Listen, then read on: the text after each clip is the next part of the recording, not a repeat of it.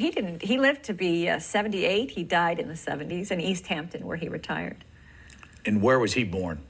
He was born in New York. He was really a lifelong New Yorker, and he had also spent his summers in East Hampton, as Stimson had his family home in Huntington, Long Island. So they were very much of a Long Island family, and Loomis was really considered himself a Stimson. In the letters, family letters, they always referred to him as sort of Stimson, living a long time as Stimsons do, somebody says in a letter.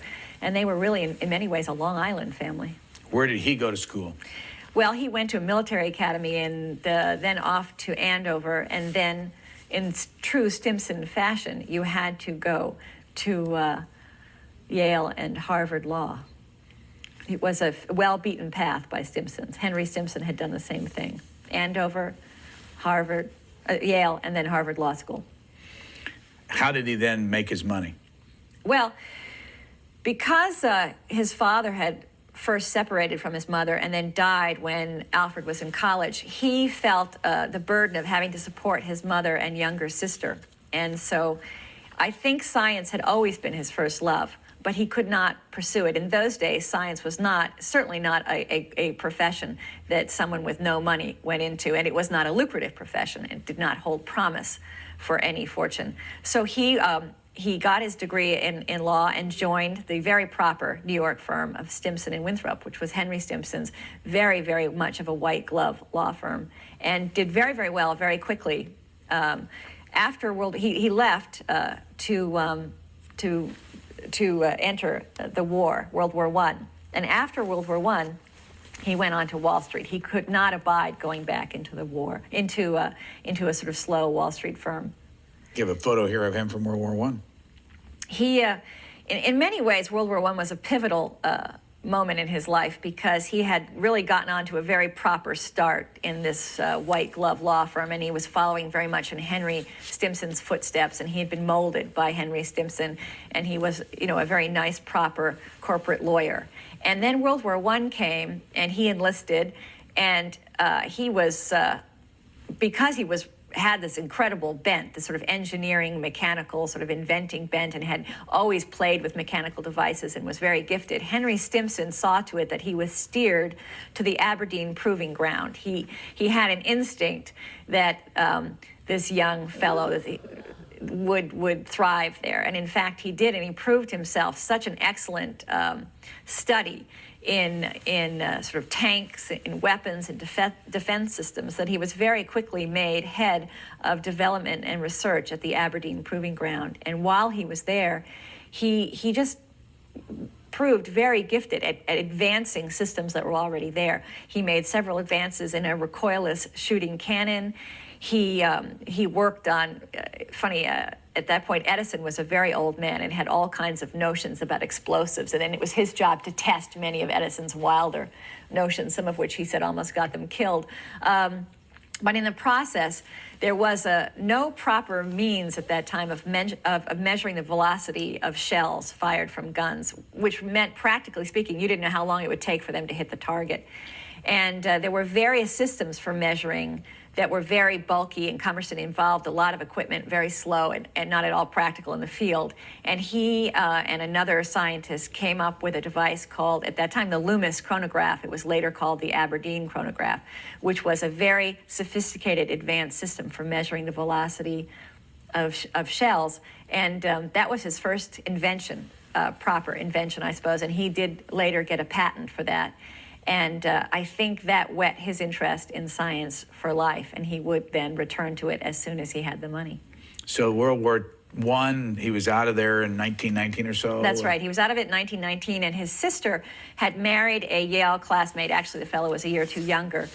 His sister, Julia Loomis, had married a very, very promising young banker named Landon Ketchum Thorne, and he was quite the salesman. And by the time Loomis came out of World War I, Thorne was already known in sort of the Wall Street Journal and the newspapers as a real up-and-comer, a sharp-eyed deal maker, and he was considered to be one of the most promising young security salesmen in Wall Street. And he had his eye on a firm called Bond-Bright and Company, which was a very sleepy firm.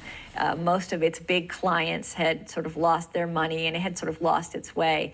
And he and Loomis partnered up. He talked Loomis into quitting the law firm and joining in with him, even though Loomis was not at that point a banker. And they took over Bond-Bright in a kind of a bloodless coup. And they took it over and went right into public utility financing. And over the next 10 years, they would become the absolute leaders in public utility financing on Wall Street and would write over 15% of all the securities issued, billions of dollars in deals, and became phenomenally wealthy and powerful in a very, very short run in the booming 20s. How long did he stay in that business? He stayed with Bond-Bright. He steered Bond-Bright to this tremendous success. And then in 1929, he and Thorne, because they had been underwriting most of the deals and were intimately acquainted with the market fluctuations as they made these public offerings on these enormous superpower companies, they felt that the market was out of control.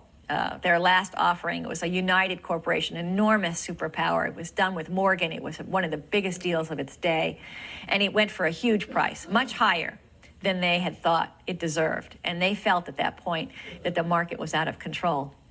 They very quietly began pulling out of the market and putting all their holdings in cash.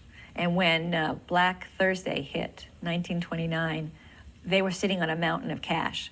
And they proceeded to do very well then in the subsequent years, along with, there were other financiers, Bernie Baruch and a few others, who profited in the Depression years when others really lost everything. And Loomis is estimated to have made about $50 million between 29 and 34.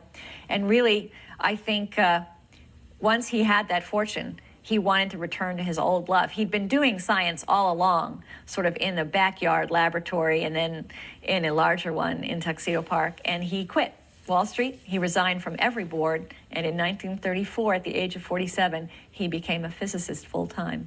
Age of, did you say 47? He was 47. There's a picture of Tower House. Where is this? That was the mansion that he bought in Tuxedo Park. He actually bought it in 1926. It was about a mile from his family home, which was another stately mansion where he lived with his wife and kids. And Tower House was a crumbling old mansion, and he gutted it and turned it into a state-of-the-art deluxe laboratory. He put the most expensive equipment in the world in that laboratory. That was equipment that at the time universities could not afford. He bought 3 short clocks. They were very famous astronomical clocks, the most exact clocks in the world. In fact, Big Ben is a short clock. They were fabulously expensive. He bought no less than 3 for his laboratory. And over the years, in the late 20s and throughout the 30s, while he worked on Wall Street during the day, he would go back to Tuxedo Park on weekends and do experiments in physics with this fabulous equipment in this basically a private scientific playground that he had built for himself. And during this period, he would send first-class tickets and invitations to all of the most famous European scientists, basically the men he wanted sort of to play with and study with. And he met them on trips to Europe that he had made with a very famous American physicist named Robert Wood, who he had met at Aberdeen, and they had sort of teamed up. He was financing Wood's studies, and Wood was teaching him physics. And Wood was really a brilliant, eccentric figure, very colorful, very well known in Europe, very highly regarded. And they would offer these invitations to Marconi, Heisenberg, Einstein. And they would say, here's first-class tickets, we'll pick you up in a Rolls, you will come to this fabulous mansion, and you will be hosted at a fabulous scientific conference and black tie dinners every night, and Averell Harriman will drop by for drinks, and then we will do physics during the day in this state-of-the-art laboratory. And the Europeans understood this concept because it was very common in Europe for famous scientists to have laboratories in mansions next to their manor houses.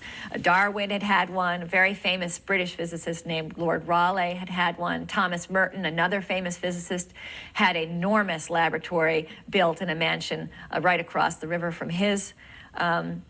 estate. So this was a concept that was very familiar to Europeans. It's also very common in France. And they would come, they would accept his invitation, and one by one they came to Tuxedo Park throughout the 30s. These are the Depression years. American universities had no money, and they would be sort of on a lecture tour. So they would accept this first-class steamer ticket. They would come to Tuxedo Park and give a talk. 40 or 50 famous scientists from around America would convene Tuxedo Park. And then they would go on their lecture circuit, but they had been well financed already by Loomis. Of course, Loomis gained quite a worldwide reputation in a decade or so that he did this. I mean, he knew everybody in the world of physics and biology and chemistry.